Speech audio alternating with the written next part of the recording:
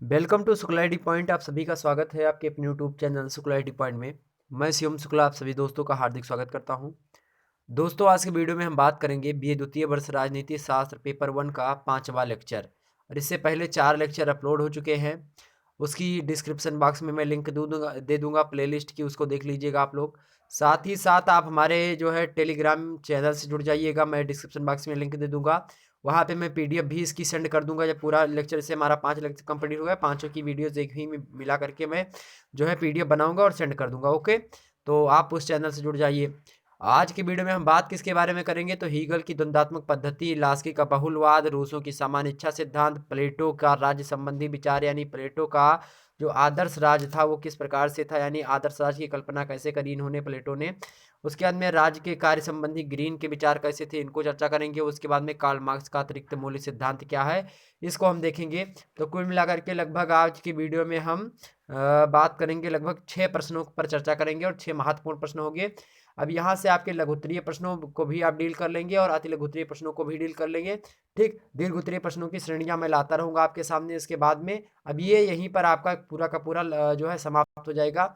लगभग 5 लेक्चर में आपने पूरे पेपर का मंथन कर लिया कि कितने मतलब कौन कौन से विद्वान है, किनका क्या है, किसका बहुलवाद है, किनका अतिरिक्त मूल सिद्धांत है, कि किन्होंने स्वतंत्रता संबंधी विचार दिए, ठीक, किन्होंने उपयोगितावाद दिया, क्या क्या चीजें सबने कही, कार्ल मार्क्स के विचार कैसे थे। तो ये सारी चीजें आपने समझ ली। ओवरऑल कुल मिलाकर के आपने एक मोटी समझ, थोड़ी समझ रख ली है पूरे पेपर के बारे में कि पेपर में किस प्रकार के प्रश्न पूछे जाते हैं।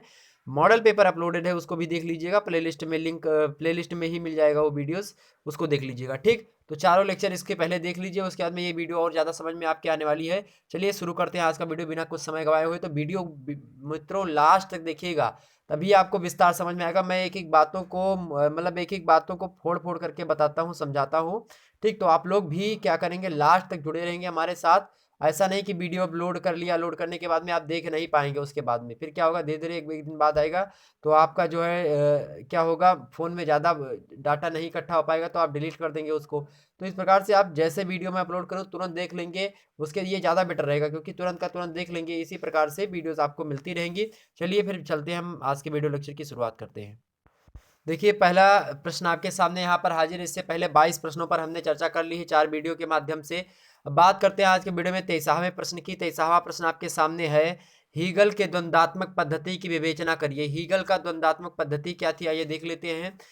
द्वंद्वात्मक का अगर मैं बात करूं तो अंग्रेजी शब्द इसका द्वंद्वात्मक जो है वो डायलैक्टिक के भाषा से बना है। तो द्वंद्वात्मक का अंग्रेजी शब्द जो है डायलैक्टिक। अब डायलैक्टिक जो है, डायलैक्टिक अंग्रेजी शब्द है और इसका हिंदी मीनिंग होता है द्वंद्वात्मक।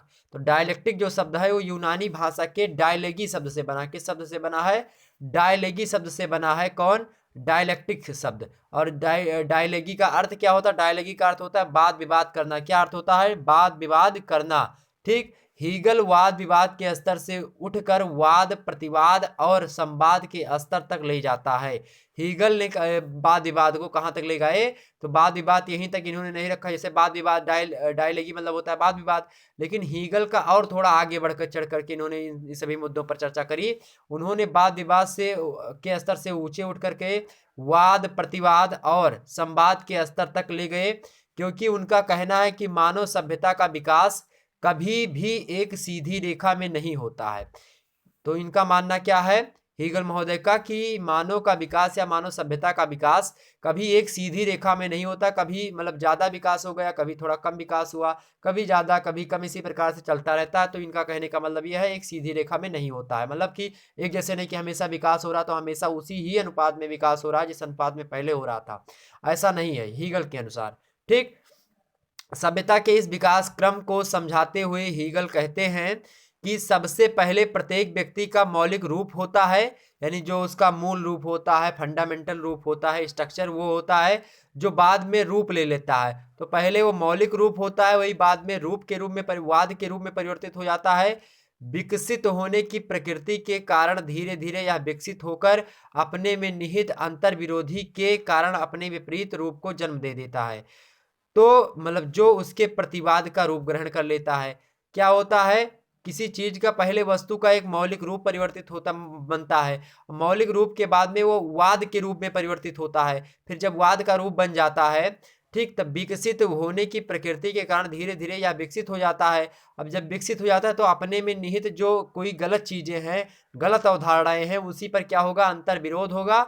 उसी के कारण से क्या होगा, विपरीत रूप इसका जन्म होगा, जिसे प्रतिवाद कहते हैं हम। ठीक, तो प्रतिवाद, वाद, तो इन्होंने वाद और प्रतिवाद मतलब एक ही, मतलब कोई अगर विचारधारा आप देंगे, जैसे वाद मतलब होता है विचारधारा, तो विचारधाराओं का उत्पन्न तब होता है, कोई वस्तु है उसका मूल रूप जब परिवर्तित होता है, यानी तब उसका कोई एक विचारधारा आती है उस पर, तो उसी विचारधारा में जब ज़्यादा गहनता से अध्ययन करते हैं तो अपने ही विचारधाराओं में उनको क्या मिलने लगती है, थोड़ी बहुत कमियां मिलने लगती हैं। वही कमियां क्या करती हैं, वही द्वंदात्मक चीज़ें हो जाती हैं, मतलब प्रतिवाद करने लगती है। तो किसी वाद पर जो है उसी उसमें थोड़ी कमी रह जाए, या फिर उस पर थोड़ा तर्क वितर्क करने की अगर बचती है कमी उस वाद में, जैसे कि कोई वाद है उसमें कुछ कमियां रह गई, तो उस पर प्रतिवाद लोग करेंगे नहीं करेंगे, उंगली उठाएंगे, सवाल उठाएंगे कि भैया आपने समझा, से कोबर का भूषण नीति सिद्धांत था, इसकी आलोचना हुई, हर एक चीज़ों की आलोचना होती गई। तो इसी प्रकार से आलोचना होती है हर एक वाद की, तो वही क्या हो जाती है, प्रतिवाद हो जाती है। किसके अनुसार, हीगल के अनुसार विकास की प्रक्रिया बराबर जारी रहती है, अतः प्रारंभ में इन दोनों रूपों में संघर्ष होता है, वाद और प्रतिवाद में, जिससे अंततः उनमें समन्वय एवं संतुलन स्थापित हो जाता है। पहले तो बहुत वाद, मतलब दोनों में क्या होता है, टकराव होता है, उसके बाद में ठीक ठाक हो जाता है मामला, और वह संवाद के रूप में प्रकट होता है। जब वाद और जब सारी चीजें हो जाती है, मतलब कि जब कोई विचारधारा है, विचारधारा में वाद हुआ पहले, मतलब वाद तो ठीक है, उसके अंदर प्रतिवाद हुआ, मतलब क्या हुआ, खूब खंडन मंडन की प्रक्रिया चलती रही। जब खंडन मंडन की प्रक्रिया हो गई, उसके बाद में क्या होता है, वो संवाद में बदल जाता है। ठीक, तो वही जब वाद प्रतिवाद से गुजरता है, या प्रतिवाद का मामला झेल लेता है, उसके बाद में वह संवाद बनता है। किसके अनुसार, हीगल के अनुसार, ध्यान रखेंगे।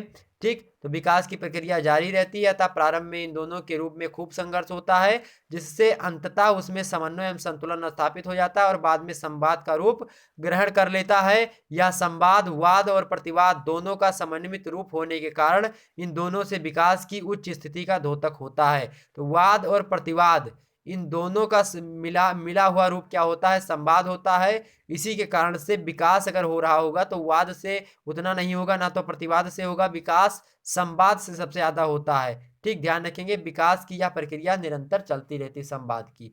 ओके, वाद, प्रतिवाद और संवाद, इन्होंने हीगल का द्वंदात्मक सिद्धांत इसी पर आधारित है। आगे बढ़ते हैं, अगला प्रश्न है, लास्की का बहुलवाद पर संक्षिप्त टिप्पणी करिए। लास्की का बहुलवाद क्या था, ये देख लेते हैं। लास्की महोदय ने कहा बहुलवाद पर चर्चा करते हुए कि लास्की महोदय जो हैं, लास्की के दमनकारी शोषक स्वरूप के विरुद्ध प्रतिक्रिया के रूप में बहुलवादी विचारधारा का जन्म हुआ। राज्य के दमनकारी शोषक, हमने क्या बोला, लास्की के, क्या वही तो हम सोच रहे थे, लास्की का कहाँ दमनवादी नीति का था। राज्य जो था, यानी देश जो था, जिस देश में लास्की रहता था, वहां पर राज्य मतलब दमनकारी राजा था, मतलब शोषक राजा था, जब मतलब जनता को निरंकुशता से शासन कर रहा था, ऐसा राजा था। तो राज्य के दमनकारी शोषक स्वरूप के विरुद्ध प्रतिक्रिया के रूप में बहुलवादी विचारधारा का जन्म हुआ। ठीक, लास्की की विचारधारा ने एक सत्तात्मक राज्य के हाथों में असीमित शक्ति के केंद्रीकरण के विरुद्ध लोकतंत्र में, मतलब लोकतंत्र के हित में सत्ता के संघात्मक स्वरूप की अवधारणा का प्रतिपादन किया कि अब लोकतंत्र होना चाहिए, सभी जनता के हाथों में शासन होना चाहिए, नहीं जनता जब चाहे तब, अगर कोई ज्यादा राजा बना दिया किसी को, राजा जो है गलत कार्य कर रहा है तो उसको हटा भी सके, ऐसा शासन होना चाहिए। ठीक, तो बहुलवाद की विचारधारा किसने दी है, लास्की महोदय ने दी है। ठीक, तो सत्ता का जो केंद्रीकरण है, जो डायरेक्ट वही राजा के हाथ में होता था, उसको लोकतंत्र में बनाना इसका प्रमुख उपदेश था, या फिर प्रमुख मकसद था। सत्ता के संघात्मक स्वरूप की अवधारणा का प्रतिपादन किया इसने, और राज्य की तुलना में समाज में कार्यरत अन्य समुदायों की स्वतंत्रता का समर्थन भी किया। लिंडसे, अर्नेस्ट वारकर आदि बहुलवादियों ने स्वर स्वर में मिलाकर लास्की ने विचारों का समर्थन करते हुए कहा कि शक्ति का आधार संघीय होना चाहिए, क्योंकि समाज का ढांचा संघीय है। लास्की ने बहुलवादी सिद्धांत का समर्थन निम्न आधारों पर किया था। आइए देखते हैं कि किन किन आधारों पर लास्की ने बहुलवादी सिद्धांत का क्या किया था, समर्थन किया था। और बहुलवादी ऐसा नहीं कि लास्की महोदय ने ही दिया था, लिंडसे, अर्नेस्ट वारकर, इन सभी ने भी दिया था, सभी लोगों ने समर्थन किया था इसका, क्योंकि एक बड़े स्तर पर दमनकारी नीति वहां पर कार्य कर रही थी। ठीक, तो राज्य का जो शोषण वर्ग था, मतलब राजा जो चाहे करे, उसके विरुद्ध एक वाद चलाया गया, बहुलवाद की विचारधारा, जिसमें सभी लोग साथ में आ सके। बहुलवाद मतलब तमाम सारे लोग एकजुट होकर के राजा के विरुद्ध क्या कर सके, मतलब जैसे कि लोकतंत्र होता है, लोकतंत्र में क्या होता है, लोग धरना देते हैं तो धरना किस प्रकार से सभी लोग इकट्ठा होकर के देते हैं, तो उसी प्रकार से इन्होंने सोचा कि मतलब बहुलवादी विचारधारा, सभी लोग जो चाहे वही हो, एक व्यक्ति के चाहने से राज्य ना चले, तो अधिकतर व्यक्तियों के चाहने से राज्य चले, ना कि एक व्यक्ति के चाहने से, यही होता है बहुलवाद। ठीक, इसका आधार क्या है, प्रत्येक समाज में रीति रिवाज होते हैं जिसकी हम अनदेखी नहीं कर सकते, यानी जिस कोई समाज है उस समाज में जो रीति रिवाज है वो रीति रिवाज बने रहने चाहिए, ऐसा नहीं कि उस रीति रिवाज को खत्म कर दें, तो रीति रिवाज को बना रहना अति आवश्यक होगा। अगला है अपने दायित्व का निर्वहन मनुष्य द्वारा किया जाना चाहिए, यानी मनुष्य का क्या दायित्व है ये मनुष्य स्वयं करेगा, इस पे प्रेशर नहीं होना चाहिए किसी का कि नहीं इसको तुम करो ही। ठीक, आगे बढ़ते हैं, अगला देखते हैं, अपनी निष्ठा की मांग करने से पहले राज्य को अपनी सत्ता का औचित्य सिद्ध करना चाहिए, यानी राज्य को अपनी निष्ठा, मतलब कि जब अपनी चीज कोई मांग कर रहा हो या फिर अपनी निष्ठा की मांग कर रहा हो राज्य, तो उससे पहले क्या करना चाहिए, अपनी सत्ता का औचित्य सिद्ध कर लेना चाहिए कि क्या है हमारी सत्ता का क्या उद्देश्य है, क्या हमको करने के लिए राज्य बनाया गया था, तो उसका उद्देश्य पहले तुम बता दो, उसके बाद में अपनी शक्तियों का प्रयोग करो या अपनी निष्ठा की मांग करो। अगला देखते हैं, शक्ति का लोकतंत्रीकरण आवश्यक है। लोकतंत्रीकरण समझ रहे, लोकतंत्र जैसे अपने इंडिया में है, दुनिया का सबसे बड़ा लोकतंत्र कौन है, भारत है दुनिया का सबसे बड़ा लोकतंत्र। ठीक, तो यही कहा इन्होंने, किसने, लास्की महोदय ने। अब बात कर लेते हैं हम 25 नंबर प्रश्न, कार्ल मार्क्स के अतिरिक्त मूल्य सिद्धांत की विवेचना। कार्ल मार्क्स की विवेचना हमेशा मजदूर वर्ग, मतलब कि एक पूंजीपति वर्ग होगा, एक जो है सर्वहारा वर्ग होगा, एक धनी वर्ग होगा, एक गरीब वर्ग होगा, उसी पर आधारित होती है। वर्ग संघर्ष में बहुत ज्यादा रुचि ली थी कार्ल मार्क्स ने। देखिए, कार्ल मार्क्स का सबसे महत्वपूर्ण सिद्धांत अतिरिक्त मूल्य का सिद्धांत है। उसके अनुसार मिल मालिक मजदूरों का शोषण करते हैं, उसे बहुत कम ही मजदूरी दी जाती है और मजदूरों के श्रम से पूंजीपति क्या होते हैं, धनवान होते चले जाते हैं। अभी हम एक उदाहरण देंगे और उदाहरण के माध्यम से समझाएंगे आपको। किसी वस्तु की कुल लागत और उसके वास्तविक मूल्य के अंतर को अतिरिक्त मूल्य कहा जाता है। अतिरिक्त मूल्य जैसे कि मान लिया 100 रुपए तुम्हारी लागत है किसी मूल्य में, 100 रुपए, जैसे कि कोई वस्तु है 100 रुपए की है, आपका 50 रुपए उसमें क्या लग गया, डीजल पेट्रोल का खर्चा लग गया, 50 रुपए आपका खर्चा पानी लगा, इधर उधर कुल मिलाकर के सब सर्विस टैक्स जो भी था सब लग गया, 200 रुपए तुम्हारे लगे बनाने में कुल मिलाकर किसी वस्तु को। अब उसकी मार्केट वैल्यू 250 रुपए है मान लेते हैं, उसकी मार्केट वैल्यू आपकी 250 रुपए है, तो 250 रुपए में वस्तु आप बेच देते हैं।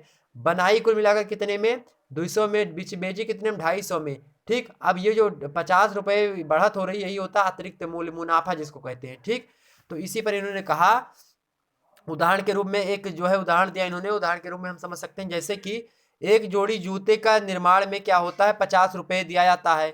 एक जोड़ी जूता बनाने में 50 रुपए दिया जाता है और उस जूते के निर्माण में 80 रुपए की सामग्री लगती है, यानी 50 रुपए जो है मजदूर को दिया जाता है अगर एक जूता बनाता है, तो कंपनी वाला 50 रुपए देता है एक जूता बनाने के लिए, एक जोड़ी जूता बनाने के लिए मजदूरों को, उसमें 80 रुपए की सामग्री लगाता है, इधर उधर से जो मतलब मटेरियल होते हैं उन सभी को लगा करके जूते बनाता है।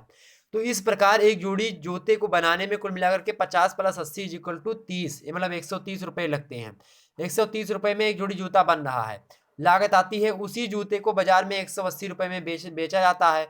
अब क्या होगा, 180 रुपए में जूता बेचा गया।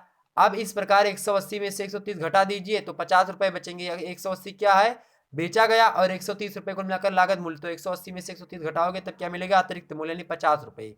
अब ये 50 रुपए जो मिला अतिरिक्त मूल्य, ये मिल मालिक बिना किसी परिश्रम के हड़प लेता है। इन्होंने कहा कि जो 50 रुपए मिल रहा है मुनाफा, ये मिल मालिक जो होता है ये बिना किसी कोई परिश्रम करे हुए ये 50 रुपए पा रहा है, इसलिए ये हम ही लोगों से, मतलब जो सर्वहारा वर्ग के लोग हैं, मजदूर वर्ग है, उन्हीं से कमा करके आगे बढ़ रहे हैं और हम लोग दिनों प्रतिदिन गरीब हो रहे हैं, मतलब जो मजदूर वर्ग है वो गरीब हो रहे हैं। यही विचारधारा अतिरिक्त मूल्य के सिद्धांत की। ठीक, ध्यान रखेंगे, अतिरिक्त मूल्य मतलब मुनाफा जो कुछ मिलता हो, तो आप उदाहरण तमाम प्रकार का दे सकते हैं। आगे देखते हैं 26 नंबर प्रश्न। 26 नंबर प्रश्न है मित्रों आपके सामने कि कार्ल मार्क्स, 26 नंबर प्रश्न क्या है आपके सामने कि कार्ल मार्क्स का सबसे महत्वपूर्ण सिद्धांत, ये क्या है, ये तो हो गया था। हाँ, अगला देखते हैं, नहीं यहाँ पे है नीचे। हाँ, 26 नंबर प्रश्न देखिए, रूसो की समान इच्छा सिद्धांत पर प्रकाश डालिए। रूसो की समान इच्छा सिद्धांत पर प्रकाश डालिए। उत्तर में देखिए, रूसो के राज दर्शन की सबसे महत्वपूर्ण देन समान इच्छा संबंधी धारणा ही है। प्रत्येक व्यक्ति की दो इच्छाएं होती है मित्रों, पहली तो यथार्थ इच्छा और दूसरी समान इच्छा। दो प्रकार की इच्छाएं होती है प्रत्येक मनुष्य की, एक तो यथार्थ इच्छा मतलब वास्तविक इच्छा, यानी रियल जो इच्छा होती है, फीलिंग्स होती है वो, और उसके बाद में एक समान इच्छा होती है जो सभी की होती है। ठीक, तो यथार्थ इच्छा संकीर्ण और स्वार्थी होती है। यथार्थ इच्छा क्या होती है? पतली होती है, और संकीर्ण होती है यानी स्वार्थी होती है, अपने प्रति हर एक चीज होती है। ठीक, इसके विपरीत जो आदर्श इच्छा वह इच्छा होती है, समान इच्छा वह इच्छा होती है जो विवेक, ज्ञान और सामाजिक हित पर आधारित होती है। यह अस्थायी होती है। रूसो ने इसी इच्छा को समान इच्छा कहा है। यह सबके भले के लिए होती है। इसे समस्त आदर्श मतलब समस्त इच्छाओं का निचोड़ कहा जाता है। मतलब मान लिया दो इच्छा है, एक तो व्यक्तिगत इच्छा मान लेते हैं। अब व्यक्तिगत इच्छा को मान लिया हमारी इच्छा है केला खाने के लिए, अब हम केला खाएंगे, लेकिन वहीं पर सभी की इच्छा क्या है, मतलब समान इच्छा के बाद में कि सभी को भोजन बाकायदा से मिल जाए। अब एक तो हम है कि हम भैया केला खा रहे हैं, लेकिन अब बगले में और भी लोग हैं उनको खाने के लिए कुछ भी नहीं मिल रहा है। तो दो ही प्रकार की इच्छा होती है। तो केला खाना क्या होगा? ये स्वार्थ होगा, मतलब इसमें हमारा स्वार्थ छिपा है, हम केला खाएंगे। अब बगल में कोई भूखा मर रहा है, लेकिन हम तो हाँ 30-40 रुपए दर्जन केला खरीद के खाएंगे, उसको 2 वक्त की रोटी नहीं मिल रही, हम इधर केला खा रहे हैं। तो इसी प्रकार से जो केला खाने की इच्छा हमारे मन में जगी, ये क्या है? ये यथार्थ इच्छा है, यानी ये स्वार्थी इच्छा है। ठीक, ये स्वार्थी होती है। अब समान इच्छा क्या होती है? आदर्श इच्छा कि सभी को बाकायदा से भोजन मिल जाए, सबकी रोटी कपड़ा मकान सबकी इच्छा होती है, समान इच्छा के अंतर्गत आप रख सकते हैं। ओके, तो यही था किसका? यही था समान इच्छा का सिद्धांत रूसो का। रूसो की समान इच्छा क्या है? आदर्श इच्छा ही है। तो रूसो की समान इच्छा को आदर्श इच्छा के नाम से जानते हैं, या जो विवेक पर आधारित होती है, ज्ञान पर आधारित होती है, सामाजिक हित पर, यानी जैसे समाज का हित हो सके, उस इच्छा को हम सामाजिक इच्छा कहते हैं, उसी को आदर्श इच्छा कहते हैं, उसी को समान इच्छा कहते हैं, अकॉर्डिंग टू रूसो। आगे देखते हैं। अगला प्रश्न है आपके सामने, प्लेटो के आदर्श राज्य का वर्णन कीजिए। प्लेटो के आदर्श राज्य का वर्णन देखते हैं भैया। प्लेटो ने लिखा है कि राज्य का जन्म वृक्षों, चट्टानों एवं लताओं से नहीं, अपितु उसमें बसने वाले व्यक्तियों के चरित्रों से होता है। यानी राज्य ना तो वृक्षों से बनता है, ना चट्टानों से बनता है, ना लताओं से यानी भंवरों से बनता है। मतलब उसमें बसने वाले जो व्यक्ति होते हैं उनके चरित्र से, यानी उनके संबंध से, उनके व्यवहार से और उनके ज्ञान से बनता है। कौन? राज्य बनता है। प्लेटो ने कहा राज्य का आधार दार्शनिक होना चाहिए। मतलब राज्य का आधार क्या होना चाहिए? दार्शनिक होना चाहिए। जब तक राजा दार्शनिक नहीं होगा तब तक आदर्श राज्य की स्थापना नहीं हो सकती। किसी भी राज्य के शासक का शिक्षित होना अनिवार्य होता है। आदर्श राज्य में राजा को निस्वार्थी होना चाहिए, मतलब अपने स्वार्थ नहीं साधना चाहिए। यह विशेषज्ञों का राज्य होता है। प्रोफेसर सेबाइन के अनुसार आदर्श राज्य वास्तव में आदर्श ही है। ठीक, ये बात ध्यान रखेंगे। प्लेटो महोदय ने कहा कि जो राजा हो वो राजा पढ़ा लिखा होना चाहिए। जब कोई व्यक्ति पढ़ा लिखा होगा तभी वह दर्शन के प्रति इच्छुक होगा। दर्शन क्या होता है? दर्शन शास्त्र जो है फिलो प्लस सोफिया, दो शब्दों से मिलकर के बना है। फिलोस मतलब होता है प्रेम, सोफिया मतलब होता है नॉलेज या फिर विजडम। यानी क्या कर लो आप, जब किसी व्यक्ति को ज्ञान से प्रेम हो जाता है या विद्या अनुराग हो जाता है तो उसी को हम क्या कहते हैं? उसी को हम कहते हैं ये दर्शन शास्त्र का ज्ञाता है। या फिर जब किसी व्यक्ति को ज्ञान से प्रेम हो जाए तो वही दर्शन शास्त्री होता है। ध्यान रखेंगे। तो ज्ञान से प्रेम या विद्या अनुराग ही क्या कहलाता है? दर्शन कहलाता है। ध्यान रखेंगे इतनी बात। तो राजा को क्या होना चाहिए? ज्ञान के प्रति प्रेम होना चाहिए। जब ज्ञान के प्रति प्रेम होगा तो वह दर्शन शास्त्री होगा, इसलिए उसके मन में नए नए विचार आएंगे, उसकी जनता सुखी रहेगी और एक आदर्श राज्य की संभावना हो सकेगी। ठीक, संकल्पना को हम संभावित कर सकेंगे। आगे बढ़ते हैं। प्लेटो के अनुसार व्यक्ति और राज्य में वही संबंध होता है जो व्यक्ति और उसके अंग के साथ होता है। यानी राज्य और व्यक्ति के बीच में वही संबंध होता है जो आपके शरीर और आपके अंग के बीच में होता है। मान लिया आपका हाथ ना रहे तो काम, मतलब काम तो चलेगा, लेकिन कहीं ना कहीं पे अनुभव होगा कि हाथ नहीं है, पैर ना रहे, या फिर आपका शरीर का अंग कोई ना रहे तो आपको एहसास जरूर होगा कि हाँ ये नहीं है। या फिर आप अपने शरीर के हर एक अंगों को सुरक्षित रखना चाहते हैं। इसी प्रकार से राज्य से संबंधित होता है व्यक्ति। तो राज्य क्या करे? राज्य का यह दायित्व होता है कि सभी व्यक्तियों को ठीक ठाक ढंग से रखे, सभी का पालन पोषण करे, सभी को एक निगाह से देखे। ठीक, ये राज्य का जो है चीज होता है। यानी आदर्श राज्य में यही सारी चीजें होनी चाहिए। तो जिस प्रकार व्यक्ति और राज्य में संबंध होता, मतलब व्यक्ति और अंग, व्यक्ति के अंग में संबंध होता है, उसी प्रकार से राज्य और व्यक्ति में संबंध होता है। जो विशेषताएं राज्य में पाई जाती है वही विशेषताएं व्यक्ति में भी पाई जाती है। जिस प्रकार व्यक्ति के लिए उसके अंग आवश्यक होते हैं, उसी प्रकार उसी राज्य के लिए व्यक्ति भी उतना ही आवश्यक होता है। प्लेटो ने समाज को 3 भागों में बांटा है। कौन कौन से 3 भाग है? शासक, सैनिक और उत्पादक। शायद ये प्रश्न हमने पहले भी डिस्कस कर लिया था। इस प्रश्न को हमने पहले भी कहीं ना कहीं पे डिस्कस किया है, और हमने वहाँ प्लेटो के सिद्धांत के बारे में बताया था शायद कुछ आपको बातों। प्लेटो के शिक्षा सिद्धांत संबंधित हमने बातें बताई थी। साथ ही साथ हमने प्लेटो के और भी कोई सिद्धांत बताया था आपको, ठीक है। तो पिछली वीडियोस में देख लीजिएगा आप लोग, क्लियर हो जाएगा। ओके, चलिए शुरू करते हैं। तो प्लेटो के अनुसार 3 तरीके का क्या होना चाहिए, राज्य होना चाहिए। मतलब 3 तरीके को राज्य को, राज्य में समाज जो होता था उसको 3 वर्गों में बांटा। एक तो शासक हो, एक सैनिक हो और एक उत्पादक हो। शासक वर्ग जब दार्शनिक होंगे तभी आदर्श राज्य की स्थापना की जा सकती है, ठीक। यानी शासक वर्ग जो होगा वो क्या हो, दार्शनिक होना चाहिए, नहीं पढ़ा लिखा होना चाहिए। 35 वर्ष की आयु तक शिक्षा ग्रहण करने वाला व्यक्ति ही दार्शनिक राजा बनने का हकदार होता है। तो 35 वर्ष की आयु तक शिक्षा अगर ग्रहण कर लेता है तो वही व्यक्ति क्या होता है, दार्शनिक होता है। वही व्यक्ति जब दार्शनिक बन जाता है तो वह राजा बनने का हकदार या फिर अधिकार रखता है।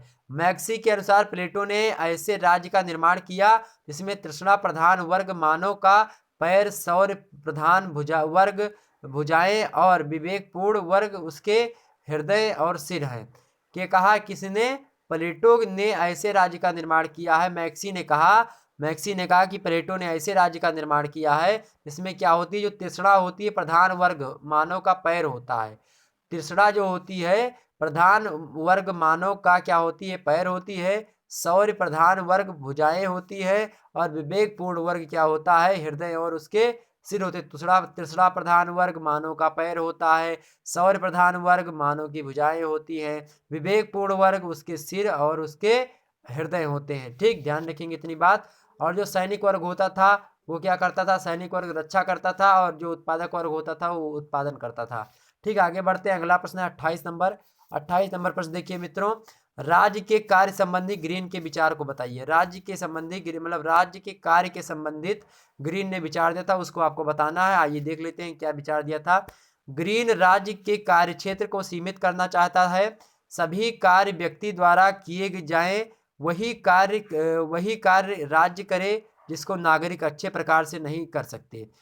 यानी ग्रीन राज्य के कार्यक्षेत्र को सीमित करना चाहते हैं, मतलब एक सीमा के अंतर्गत रखना चाहते हैं कि राज्य का एक जो कार्य करने की क्षमता हो उसको सीमित कर सके। यानी उसमें भी बाउंडेशन हो कि कहाँ तक राज्य कार्य कर सकता है। सभी कार्य व्यक्ति के द्वारा किए जाएं, कोई दिक्कत नहीं। वही कार्य राज्य करें जो मतलब नागरिक नहीं कर पाते।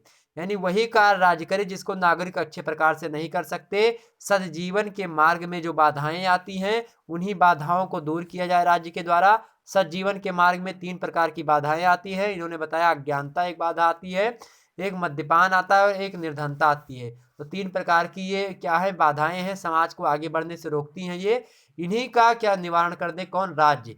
तो राज्य का जो कार्य मतलब राज्य का कार्य कौन क्या होगा, ये इस पर ग्रीन ने विचार दिया और कहा जो राज्य में 3 प्रकार की चीजें होती हैं, बाधाएं आती, इन्हीं 3 बाधाओं को राज्य निपटारा कर दे, मतलब इसको खत्म कर दे, तो वही राज्य का क्या हो जाएगा, आदर्शवाद हो जाएगा, या फिर राज्य आदर्श राज्य के रूप में हमारे सामने उभर कर आएगा।